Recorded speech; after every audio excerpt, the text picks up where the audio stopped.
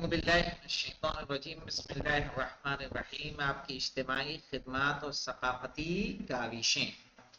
چوتھے امام علیہ السلام کی ثقافت جانتے ہیں کس کو کہتے ہیں؟ کلچر سے نا، سماجک کاوشوں، یعنی کاوش مانے کوشش و کاوش ایک ساتھ بولا جاتا ہے۔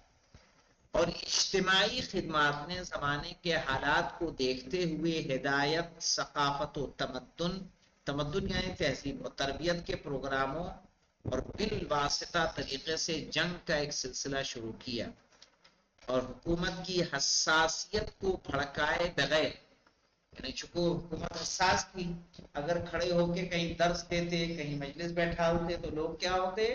حکومت متوجہ ہو جاتی۔ اس کو متوجہ کیے بغیر بہت سے کارنامے انجام دیے، جن میں سے بعض اہم کارناموں کو درج ذیل چند حصوں میں بطور خلاصہ بیان کیا جا سکتا ہے۔ عاشور کی یاد اور مقصد کو زندہ رکھنا، امام نے اس معاملے میں ایک اہم کردار ادا کیا کہ پوری زندگی جب تک زندہ رہے عاشور کی یاد کو مٹنے نہیں دیا۔ آپ کے واقعات میں یعنی آپ نے کتنے سنے ہوں گے کہ منہال نے کہا کہ آپ کتنا گریا کریں گے، ہے نا؟ یہ واقعات آپ سنے کہ ان کا بازاروں سے جو گزرنا، قصائی خانوں سے گزرنا اور اس کے بعد قصائیوں کو متوجہ کرنا، وضو کرنا اور وضو کرتے کرتے اپنے بابا کی پیاس کو یاد کر کے گریا کرنا، نماز میں گریا کرنا، ان سب طریقوں سے آپ نے کیا کیا ہے؟ عاشور کی یاد کو زندہ رکھا ہے۔ اس بات کو دیکھتے ہوئے کہ امام حسین علیہ السلام اور آپ کے اصحاب کی شہادت سے عام لوگوں کے افکار میں بنی امیہ کے خلاف غم و غصے کی لہر دوڑ گئی، اور حکومت بنی امیہ پر بہت بھاری پڑی تھی، اور ان کی حکومت کا شرعی و قانونی ہونا زیر سوال واقع ہو گیا تھا۔ اور کوئی کیا کر رہا تھا؟ ان سے سوال کر رہا تھا۔ لہٰذا اس مقصد کے تحت یہ دردناک واقعہ فراموش نہ ہو سکے، امام علیہ السلام نے شہیدوں پر گریہ کرنے اور ان کی یاد کو زندہ رکھنے کے لیے اپنے مخالف مبارز کو گریے کی صورت میں جاری رکھا۔ یعنی مخالفت کیسے کی آپ نے؟ گریہ کر کے۔ بے شک آپ کے جلتے ہوئے اشک اور پرسوز گریہ عاطفہ کی بنیاد پر تھے، صحیح ہے، یعنی اس محبت کی بنیاد پہ تھے جو خاندان اہل بیت سے تھی، آپ کو اپنے آبا و اجداد و اقربا سے تھی۔ چونکہ واقع کربلا کی عظمت اور مصیبت اتنی بڑی اور دل خراش تھی کہ اس حادثے کو کہ جو بھی عینی شاہد تھے وہ جب تک زندہ تھے اس کو نہیں بھول سکتے تھے، لیکن یقیناً اس موضوع سے امام سجاد کے نپٹنے کا جو خاص انداز تھا اس کا سیاسی اثر بھی تھا۔ واقعہ کربلا کو بار بار یاد کرنا اس بات کا سبب تھا کہ لوگ بنی امیہ کی حکومت کے مظالم اور خیانتوں کو نہ بھولنے پائیں۔ امام جب بھی پانی پینا چاہتے تھے اور جیسے ہی آپ کی نظر پانی پہ پڑتی تھی آپ کی آنکھوں سے آنسو جاری ہو جاتے تھے، اور جب اس امر کا سبب دریافت کیا جاتا تھا تو آپ فرماتے تھے میں کیسے گریہ نہ کروں، جبکہ یزیدیوں نے بیابان کے وحشی جانوروں اور درندوں کے لیے پانی کو آزاد رکھا، لیکن میرے باپ پر پانی بند کر دیا اور ان کو پیاسا شہید کر دیا۔ جہاں سے چرند و پرند تو پانی پی رہے تھے لیکن خاندان اہل بیت کو پانی پینے کی اجازت نہیں تھی۔ یعنی کربلا کے ظلم کو اگر دیکھا جاتا ہے تو ظلم مرحلے بر مرحلے بڑھتا رہا، لیکن کمال امام حسین علیہ السلام کا یہ تھا کہ جو انکار مدینے میں تھا وہ انکار عصر عاشور تک بھی باقی رہا، ہے نا؟ اس انکار میں، اس رائے میں آپ کی کوئی تبدیلی نہیں آئی۔ پہلے ظالموں نے آپ کو گھیرا تب بھی رائے نہیں بدلی، ظالموں نے پانی بند کیا تب بھی رائے نہیں بدلی، جنگ شروع ہوئی، جنگ کے بعد جب اصحاب شہید ہو گئے تب تو امام کی رائے بدل جانی چاہیے تھی، اصحاب مارے گئے اب تو اپنے باری ہے، چلو اب بیعت کر لیتے ہیں، لیکن اس کے باوجود بھی امام کی رائے تبدیل، قربا بھی شہید ہو گئے، صرف امام تنہا بچے تب بھی امام کی رائے میں کوئی تبدیلی نہیں آئی، جو انکار مدینے میں تھا اس وقت تک باقی رہا۔ اپنی بات پہ باقی رہنا ہر کسی کے بس کی بات نہیں ہے. کتنے انسان کوئی سی بات کو انکار کرتے ہیں, کوئی ایسی مصیبت پڑ جاتی ہے, کہتا ہے کیا کرتا, مجبور ہو گیا تھا, بیوی بچے کی روزی کا مسئلہ. صحیح ہے, یہ ہمارے ساتھ مشکل تھی, مجبوری میں ایسا کرنا پڑا. کیا امام حسین علیہ السلام مجبور نہ تھے؟ کتنا مجبور کیا گیا, لیکن اس کے باوجود امام نے جو انکار مدینے میں کیا تھا وہ انکار آپ کا آپ کے قتل تک باقی رہا ہے. امام فرماتے تھے جب بھی فرزندان فاطمہ کے مارے جانے کو یاد کرتا ہوں تو گریے سے میرا گلا بیٹھ جاتا ہے.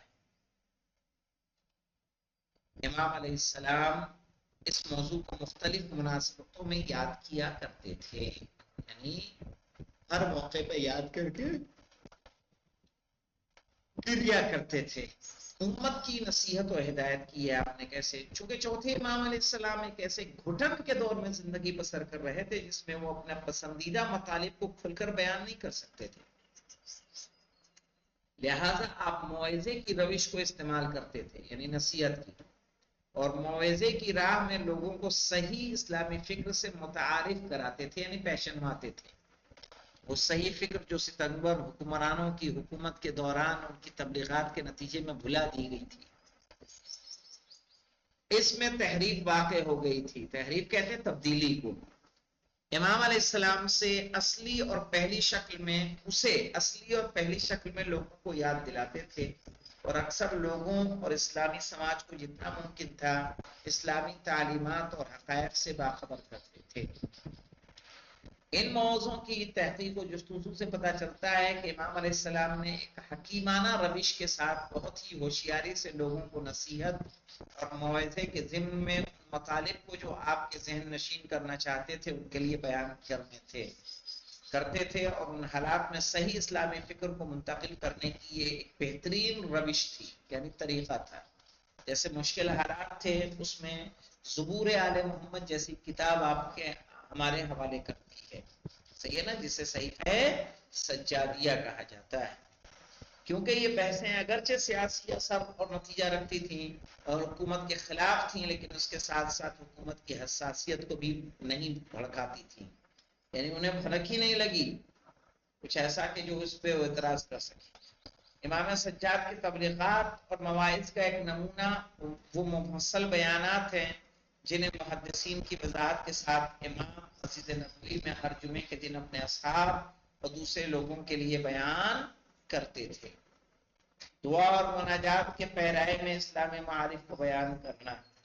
امام سجاد علیہ السلام کے جہاد و تبلیغ کی ایک طریقہ یہ تھا کہ آپ اسلامی معارف کو دعا کی شکل میں بیان کرتے تھے. جیسا کہ ہم جانتے ہیں کہ دعا انسان اور پروردگار کے درمیان معنوی رابطہ کا نام ہے جس کا ہماری تربیت پر گہرا اثر ہے. اس بنا پر دعا کو دین اسلام میں ایک خاص مقام حاصل ہے, اور اگر ان دعاؤں کو جو پیغمبر اسلام یا ائمہ معصومین کی جانب سے ہم تک پہنچی ہیں جمع کیا جائے تو ایک عظیم مجموعہ تیار ہو جائے گا. یہ دعائیں عظیم تربیتی درسگاہ ہیں جو انسانوں کی معنوی تربیت اور روح کی ترقی و تکامل کی راہ میں خاص کردار ادا کرتی ہیں. جائیے دیکھیے, اگر آپ زبور آل محمد کو اٹھا کے دیکھیں گے مولانا, زبور آل محمد میں آئیے میں ایک نظر اس کی جھلک دکھاتا ہوں. صحیفہ سجادیہ دیکھیے کہ نہیں دیکھیے تو مسجد سے جی 23 ماہ اور رمضان المبارک کے اعمال میں مستحب قرار دیا گیا دعائے مکارم الاخلاق. وہ کہاں ملے گی آپ کو؟ صحیفہ سجادیہ میں. 23ویں رمضان کو ایک دعا کے پڑھنے کی تاکید ہے, دعائے توبہ. وہ کہاں ملے گی؟ صحیفہ سجادیہ میں. جب کورونا آیا تھا, کورونا میں ایت اللہ خامنئی صاحب کی طرف سے ایک دعا بتائی گئی تھی صحیفہ سجادیہ کی 7ویں دعا کورونا کے وبا سے بچنے کے لیے. کہاں کی دعا ہے وہ؟ صحیفہ سجادیہ کی. دعائے اہل سحور ہے, جنگ ہوتی ہے، بارڈر پہ لوٹے ہوئے فوجیوں کی حفاظت کے لیے دعائے اہل ثبور. آئیے ہم آپ کو دکھا دیتے ہیں ذرا، چونکہ اس میں تو نہیں ہے لیکن ہمارے موبائل میں ہے. موبائل کو اگر ہم جوائن کریں گے تو موبائل سے آپ کو ہم دکھا دیں گے. اور جمعے کے دن ایک پڑھنے کی دعا ہے، صحیح ہے. عید کے دن پڑھنے کی دعا ہے، وہ کہاں ہے سب؟ صحیح ہے سجادیہ میں.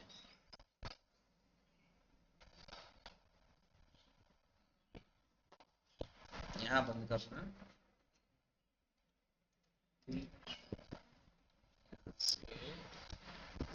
پریزنٹیشن.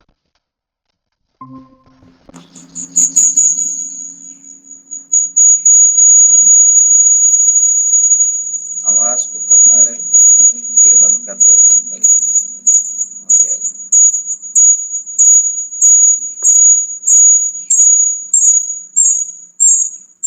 اب بھی نہیں.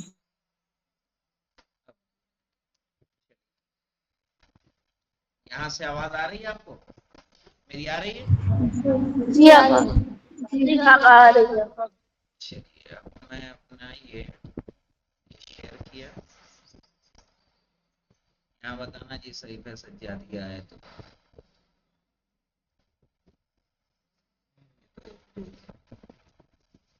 دکھاتے ہیں.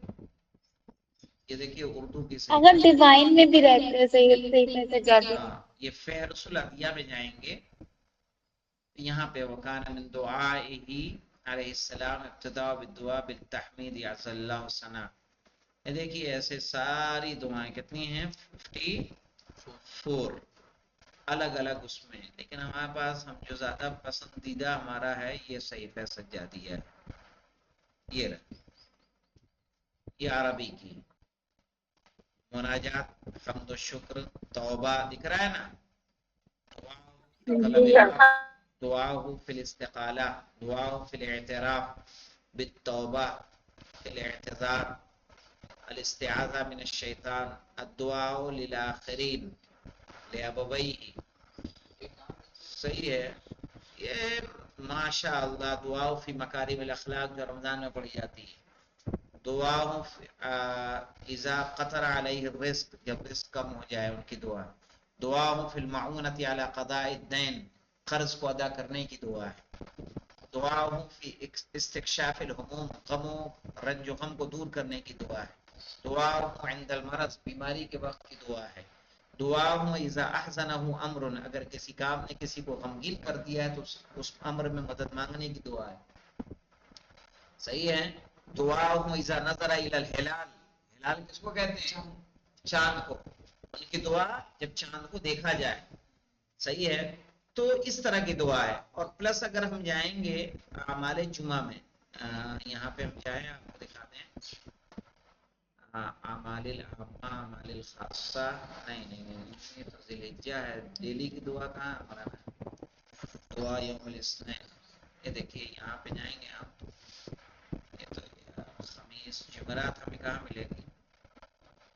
زیارات، مناجات، شہور السنہ، صلوات، اسبوع یہاں مل جائے گا. جمعے میں ہم جائیں احد، اثنین، ثلاثاء، اربعاء، خمیس، جمعہ. ٹھیک ہے. جمعہ دکھ رہا ہے کیا آپ کو؟ دکھ رہا ہے آپ کو؟ یہ خمیس جمعرات کے دن کے اعمال اس میں دیکھ لیے. اربعاء بدھ کے یہاں، منگل کے اس میں، اثنین، احد، اتوار، سبت، سنیچر. اور جمعے میں ہم جائیں گے کہ جمعے کے اعمال میں، اور نہار جمعہ میں جب جاتے ہیں تو ظہر جمعہ کا ایک عمل ہے. ظہر جمعہ میں جب ہم نیچے جاتے ہیں تو ہمیں یہاں دعا کو پڑھنے کو ملتی ہے. بتا دوں میں آپ کو، صلاتو نہیں دعا اعمال کہاں مولانا؟ اعمالو ظہر یوم الجمعہ. ہاں یہ ظہر کے دن جمعے کے وقت پڑھنے کے اعمال ہیں. اور یہاں اگر ہم جائیں گے تو ایک دعا ملتی ہے بعد صلاۃ الظہر، یہ کرنا ہے.